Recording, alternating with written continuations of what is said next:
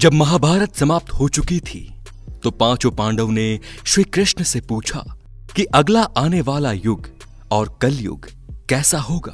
तो श्री कृष्ण ने उस समय 5 पांडवों से कहा कि तुम जाकर जंगल में घूम आओ और तुम्हें जो भी चीज दिखे उसका आकार वर्णन मेरे सामने करो। पांचों भाई वन में चले जाते हैं और उन्होंने वन में जो देखा उसे देखकर वो आश्चर्यचकित रह गए। आखिर उन 5 भाइयों ने वन में ऐसा क्या देखा और श्री कृष्ण ने इसके पीछे क्या जवाब दिया, ये जानने के लिए वीडियो को एंड तक जरूर देखिए। पहले भाई ने बताया कि उसने एक बड़े से पंछी को देखा जिसके पंखों पर वेदों की रचना लिखी हुई थी, लेकिन वो जानवरों का मांस खा रहा था।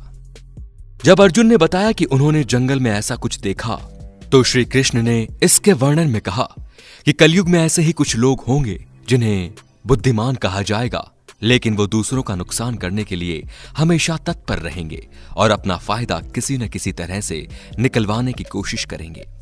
दूसरे भाई ने बताया कि उन्होंने देखा कि एक बड़ा सा पर्वत गिरकर धरती पर आ रहा था और वो एक बड़े वृक्ष से भी नहीं रुका, लेकिन आगे चलकर एक छोटे से पौधे ने उसे रोक दिया।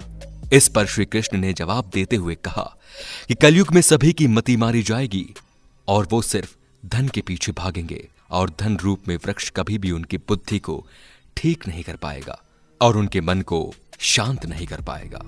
अगर वो छोटे से पौधे यानी कि हरि के नाम के बदले उसी समय उनकी समस्या का निवारण हो जाएगा और कलयुग में मन को शांति मिलेगी। इसके बाद आगे चलकर भीम ने एक ऐसी गाय देखी जो अपने बच्चों को इस कदर चाट रही थी कि उसके जिस्म से रक्त बहने लगा, जिसे देखकर भीम हैरान हो गए और जैसे इसका अर्थ स्पष्ट करने को कहा। श्री कृष्ण ने बताया कि कलयुग में लोग अपने बच्चे से इतना प्यार करेंगे कि उनके प्यार के चलते उनका विकास ही रुक जाएगा और कलयुग में बच्चे विकासशील नहीं होंगे। ये माता पिता के प्रेम में ही फंस कर रह जाएंगे। अगर किसी का पुत्र साधु बन जाता है तो उसके दर्शन करेंगे लोग, लेकिन खुद का पुत्र साधु बन जाए तो बैठकर रोएंगे लोग और निराश होंगे कि आखिर उनके पुत्र ने ऐसा क्यों किया। इसके बाद श्री कृष्ण ने कहा कि तुम्हारे पुत्र हमारे नहीं बल्कि उनकी पत्नियों की अमानत हो जाएंगे और बेटियां उनके पतियों की, वह आत्मा भगवान के हवाले हो जाएगी और शरीर मिट्टी में मिल जाएगा। इसके बाद जंगल में उन्होंने 2 सूंड वाले हाथी को देखा, इसीलिए श्री कृष्ण से स्पष्ट करना चाहा। तो श्री कृष्ण ने कहा कि कलयुग में ऐसे ही दोगले लोग होंगे जिनके हाथ में सत्ता होगी और वो कहेंगे कुछ और करेंगे कुछ और इसी तरह से वो मासूम लोगों का शोषण करेंगे। सहदेव ने देखा कि जंगल में बहुत सारे कुएं थे, इनमें से एक बीच का कुआं था और वो खाली था।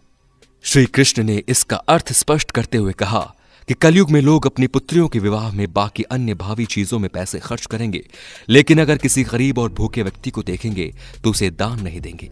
दोस्तों, ये श्री कृष्ण जी की भविष्यवाणियां जो लगभग सच हो चुकी हैं कलयुग में।